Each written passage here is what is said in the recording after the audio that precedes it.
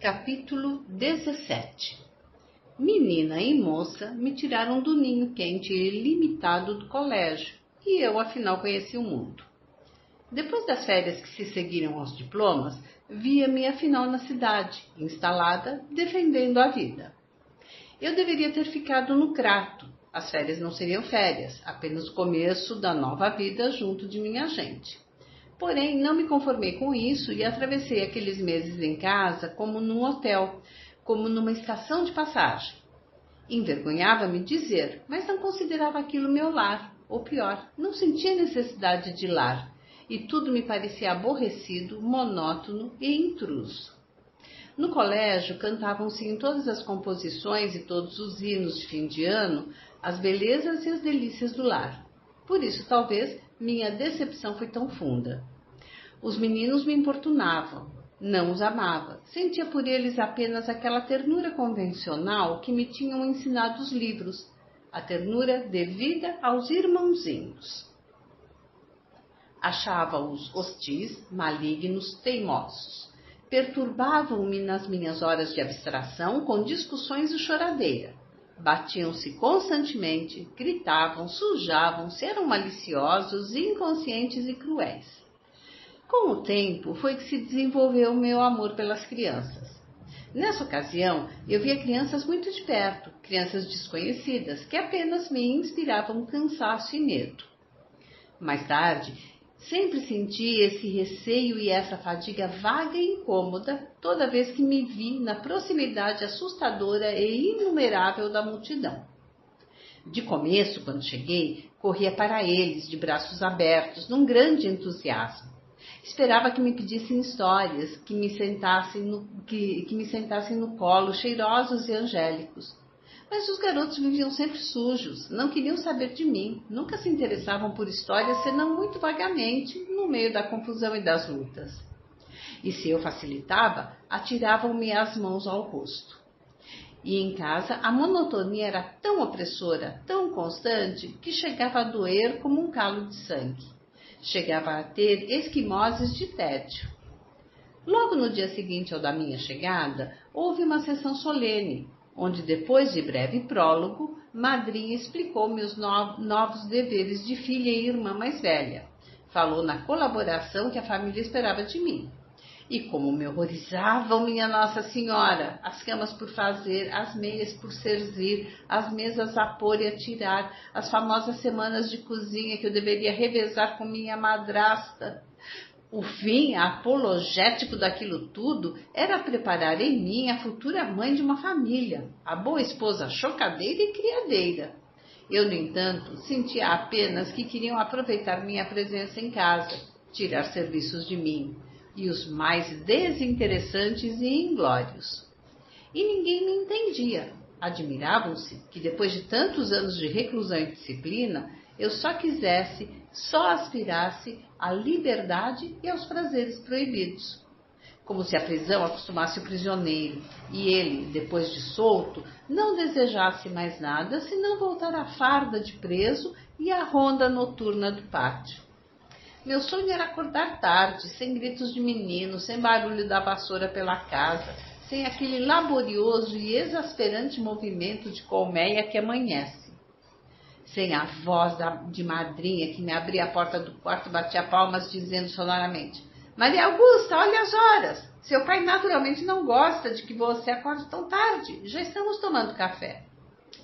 Eu, que ainda preguiçava, pensando vagamente em coisas boas e imprecisas, saltava da cama furiosa e envergonhada, enfiava o vestido a toda pressa, ia lavar os dentes na janela da sala de jantar. Ali me esquecia de novo, ficava abstrata, a boca cheia de espuma, olhando os canteiros de zímias. Implacável, clarinante como uma coisa mecânica, a voz de madrinha se erguia de novo. Fez sua cama, minha filha? O sangue me subia todo para o rosto e eu enxaguava os dentes às pressas, corria para o quarto, estirava a coxa sobre o lençol enrugado e ouvia ainda a madrinha comentar com o papai numa censura velada. Tantos anos de colégio, como foi possível que não se acostumasse? Mas Deus do céu, Ela não via, papai não via, ninguém via que o único desejo do meu coração era arrancar hábitos, esquecer a escravidão do sino, das rezas, da cama feita. Para que sair do colégio? Para que ser, afinal, uma mulher se a vida continuava a mesma e o crescimento não me libertara da infância? É difícil exprimir em algumas linhas tudo que foi para mim esse tempo decisivo, que exigiria talvez um livro, só ele, para dizer as minhas rebeldias, minhas lágrimas à noite, meu desesperado desejo de fuga, que chegou a ser quase uma obsessão. O melhor mesmo é passar adiante. De forma que, quando vi no jornal o edital de um concurso para datilógrafo em Fortaleza, agarrei-me a essa esperança com tanta tenacidade e energia que madrinha cedeu, papai cedeu, trouxe-me para fazer o concurso, visitou amigos, conseguiu a nomeação. Comecei a trabalhar e parecia-me que a felicidade começava. Viver sozinha, viver de mim, viver por mim, livrar-me da família, livrar-me das raízes, ser só, ser livre. Capítulo 18. E na cidade a vida era igualmente monótona, cheia de outros pequenos deveres enfadonhos. Tudo corria dentro de uma rotina que eu teimava em querer imaginar provisória, mas que se eternizava implacavelmente. Eu tinha 18 anos quando comecei a trabalhar, e 6 meses depois já sentia medo de ficar velha sem saber o que era o mundo. O mundo, grande era a minha sede. Não de prazeres, ou melhor, não só de prazeres. Minha alma era como a daquele soldado da história de Pedro Malazarte que abandona tudo, sai de mochila às costas, sofre fome, perseguições, anda cheio de poeira e cansaço por cidades estranhas, governadas de reis cruéis e astuciosos, tramando todos a sua perda. Ele, porém, escravo do seu desejo de ver, de conhecer, afronta tudo, continua eternamente atrás da surpresa impossível, do nunca visto, caminhando sempre para a frente, sob o sol e por entre perigos. Eu me sentia igual a ele. Éramos irmãos, nós dois, o soldado e eu, sendo eu a irmã que ficara, que o não pudera acompanhar e que lhe estendia os braços e chorava. Andar, viver uma vida complexa, onde as criaturas realmente existem, amam, sofrem, morrem, não sabem o que é passar a vida sentadas a uma máquina escrevendo fichas, batendo relatórios que os outros escreveram, coisas vis e sem humanidade, palavras que não têm existência real e não têm conteúdo, que não designam nada, senão as relações absurdas de gente que é apenas uma fórmula ou um título. Palavras como vocência, por exemplo. Frases como saúde e fraternidade. Primeiro fui morar em pensão, na casa de uma parenta de papai. Mas o quarto era escuro, pequeno e caro. O ordenado do emprego ficava tudo ali. E eu não vestiria um vestido novo, não mudaria um sapato se não recebesse de vez em quando algum presente de minha madrasta. Sempre coisa sólida, boa, horrenda. Depois fui morar com Maria José. Dona Júlia tinha acabado com a vacaria, que só lhe dava prejuízos e luta. Mudara-se para o fim da linha do Mororó, perto do cemitério. Fornecia comida em marmita para ganhar o sustento dos filhos e vivia sempre cansada e neurastênica, queixando-se da vida e das pessoas, eternamente prevenida contra as más surpresas do destino. Vidente de má sorte, só previa os golpes para os sofrer antecipados, e cada dor que os outros contam como só uma, 2 vezes a feria, antes e depois. Maria José ensinava numa escola de Arrabalde.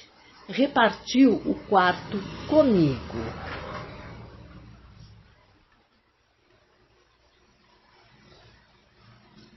Era o primeiro da casa, onde deveria ser a sala de visitas, claro e grande, dando janelas para a rua. Cada uma de nós arrumou as suas coisas em torno da cama e só um velho guarda-roupa imenso, vindo da casa do alagadiço, nos era comum. Dentro dele, Dona Júlia guardava também sua roupa de sair, que não era mais o velho vestido de seda palha de outros tempos, mas um novo, de sedinha xadrez, que rangia, e 2 roupinhas de marinheiro dos filhos, calça de flanela vermelha e blusa azul, que tinham sido dos meninos mais velhos e agora serviam para os 2 menores. Dona Júlia não podia abrir o guarda-roupa e olhar os marujos sem estirar o beiço e empurrar o gancho mais para o canto, num gesto rancoroso e invariável. Tinha sido o último presente do pai, aquele marido que a corrente carregara e hoje navegava por águas distantes e pecadoras. Junto à sua cama, Maria José tinha um genuflexório e no alto de uma cantoneira um Cristo e uma Nossa Senhora de gesso. A um lado, a mesinha cheia de livros de escola e de cadernos por corrigir. O véu, o manual grosso de ir à missa. Por cima da cantoneira, um quadro a negro que ela pintara no colégio. Eu arranjara uma estantezinha para os meus romances e poetas, misturados com os números soltos do Diário Oficial, que a repartição nos obrigava a assinar e que só Dona Júlia lia para ver as nomeações novas. Na minha cabeceira, o retrato de papai e mamãe numa fotografia descorada e dura, onde papai estava mais apagado e tinha mais ar de fantasma do que a morta. Lendo na cama aos sábados à tarde, muita vez nós 2 espichávamos o pescoço à passagem dos enterros ricos, porque há mais enterros e casamentos sábado à tarde, hein? O grande carro cheio de dourados, os 4 buquês roxos e rígidos tremendos nos cantos, o montão vermelho e verde das coroas esmagando o defunto, a longa fila vagarosa dos automóveis, onde um ou outro rapaz virava a cabeça para nos olhar. Maria José, se benzinho, murmurava alguma jaculatória em intenção da alma que voltava para a grande pátria. Eu aproveitava a oportunidade para dizer alguma ironia de mau gosto sobre o outro mundo, alguma alusão escarninha à decomposição da pobre alma que passava levada de charola. Porque é preciso dizer que já há muito tempo eu me desprendera da religião trazida do colégio. O processo foi lento, como uma vagarosa desagregação sem surpresa nem violência. A verdade é que nunca acreditei direito em nada. A crença era em mim uma casca exterior, e o meu maior ato de fé talvez fosse me exaltar liricamente pelos mistérios da comunhão e do êxtase, assumir a atitude de prece, sentir a devota em mim como o ator no palco sente em si o personagem que encarna. A falta de prática foi me mostrando a fraqueza de minha fé. Deixei de crer porque deixava de orar. Deixava imediatamente de sentir o meu personagem quando não o representava mais em cena. Fui abandonando a prática, a oração da noite, a missa, a confissão, e perderam-se as convicções. Tentei segurá-las. Talvez me doesse um pouco sair da trilha em que todas as outras andavam, perder aquele apoio místico que é como as muletas morais de muita gente. Mas não lutei muito, ou não lutei nada. Deixei a crença me fugir do coração como um pouco de água livre me escorrendo entre os dedos. É verdade que criei, até mesmo para mim, controvérsias fictícias que no fundo me aborreciam. Não sentia necessidade de discutir para perder a crença. Nem tinha o que destruir mais, para que lutar ainda? Entretanto, deixava-me arrastar a debates com as irmãs, com o papai, com o padre reitor, talvez por um certo amor à oratória e à polêmica, e a vontade muito adolescente de escandalizar, de me situar à parte, embora condenada. Escrevi cartas, compareci a entrevistas onde íamos discutir a doutrina da evolução, o pecado original e a causa da rebelião dos anjos. Li grossos livros de exegese, em parte para satisfazer a irmã Germana, que me esperava vencer com a palavra dos doutores, em parte para arranjar argumentos com que fundamentar minha ignorância. Livros estranhos e obscuros, muitas vezes cheios de uma poesia primitiva, subterrânea. Um deles, A Mística Divina, contava o que eram os sabás, as missas diabólicas, as aparições do demônio, grande animal negro sentado num trono de chamas, adorado das almas vencidas pelo orgulho, pela ambição, pela luxúria. Era belo e terrível esse livro, e ao mesmo tempo ingênuo e majestoso. Nunca mais o esqueci. Não durei muito na polêmica. O papel me cansou. Aquilo afinal não me interessava. Era como desenterrar raízes murchas. Não sentia nenhuma necessidade profunda de falar nessas coisas, senão aquele escuso desejo de mistificar